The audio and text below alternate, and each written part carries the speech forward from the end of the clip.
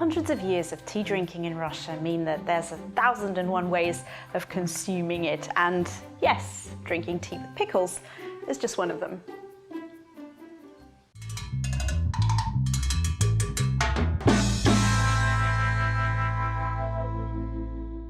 Before the arrival of tea to 17th century Russia, people would drink various herbal infusions called vzvar.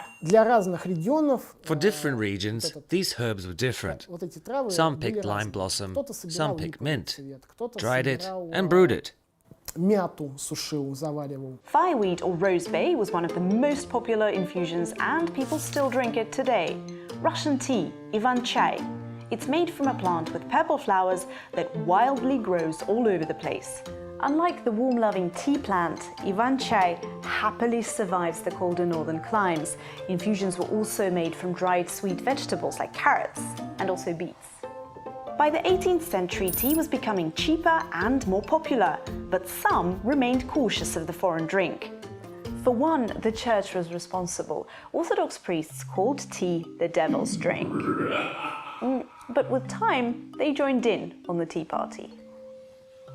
Turned out that black tea was allowed during Lent and religious holidays. Lent is an integral part of Russian Orthodox culture. During fasting, one must go completely vegan and stay away from alcohol. Provided the circumstances, hot tea was a great source of energy and could be consumed in unlimited quantities during fasting. Fast forward to late 19th century, an image of an Orthodox priest drinking tea in the wild was a common sight. The only group of people who remain in opposition towards tea in Russia are the Old Believers, Orthodox Christians who refused to accept church reforms of the 17th century. Old Believers abstain from tea because it's not traditionally Russian, and they see tea and coffee as drugs. At one time, the notorious Dal, the man who preserved a huge number of Russian proverbs for us, adages of the Russian language, wrote down a lot of Old Believer sayings, including those related to tea. For example, he who drinks tea, God will kill. He who drinks tea despairs from God. He who drinks coffee shackles Christ. Tea culture peaked in its diversity in the 19th century. Every class and every region in Russia had their own way of drinking tea. Nobility drank tea very similar to the English aristocracy, from delicate china, sometimes adding milk. They would also add sugar, imported from Europe, a luxury item of the time. Merchants were less refined and preferred showing off to good manners. Their rich tables were overflowing with tea, biscuits, jam, sweets and pastry. A merchant tea party could last for hours, with dozens of cuppers consumed per capita. To drink that much tea without brewing every single cup, Russians came up with zavarka. Zavarka is a tea concentrate brewed in a small teapot. It's very strong, at least 5 teaspoons of leaf tea to 2 cups of boiling water. This concentrate is then diluted with hot water from a larger kettle or the samovar. Adding fresh hot zavarka to hot water meant that the drink was often too hot to consume, so merchants started a fashion of drinking tea from a saucer.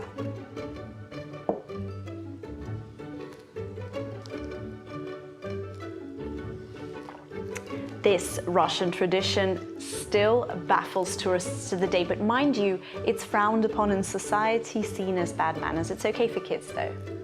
A popular misconception is that tea with lemon is the Russian way of drinking tea, that coachmen invented it to stave off nausea while driving. It's completely wrong. Coachmen did drink tea, but never with lemon. Lemons were brought to Russia, preserved in salt, in barrels. They cost a lot of money. Most often alcoholic beverages were added to the tea. Tea with rum, tea with cognac. It was generally considered a product of a provincial official. The most Russian way to drink tea is to have it with sweets and pastries. Tea on its own is called empty. In the 18th and early 19th century, they drank tea with bagels and pickles. For example, red Chinese teas, not smoked. Many in taverns drank with pickles. Many added honey to various Chinese teas. If we take the second half of the 19th and the beginning of the 20th century, tea candy and tea biscuits appeared. Появились специальные чайные конфеты, чайное печенье. Tea was served everywhere in cities, in taverns and tea rooms. The tea house, or its eastern sister, the chikhana, grew into centers of attraction for city dwellers, forming a certain subculture. It was a place for business and pleasure meetings. Tea houses not only sold tea, but pastries and biscuits to go with, as well as cigarettes, stationery and press. Low-ranking officials and writers would base in tea houses, offering their services for a small fee. In Siberia, it was common to brew bricks of tea with butter, milk and salt. Leaf tea was too expensive for locals. Central Asian tea lovers drank it from pyala bowls, dipping flatbread into it. These bowls were introduced into the region since the reign of the Mongol Empire. A strong Turkish influence in the Caucasus led to the use of armudu drinking glasses, and sometimes salt was added for water retention, a much-needed trick in those dry, mountainous areas.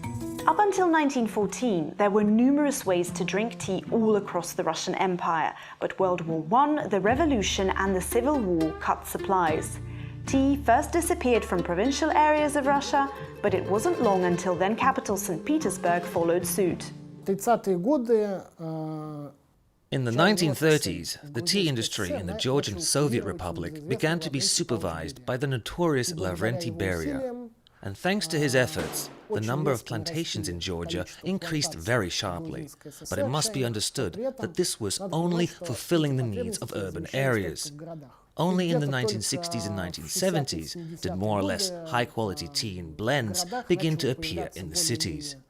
качественный чай, причем это был чай именно в купажах. Tea, albeit of lesser quality, made a comeback into the Russian home. Tea drinking habits and traditions have not changed much. Zavarka, samovar, sweets and fruit preserves still grace our tables when we sit down to drink tea.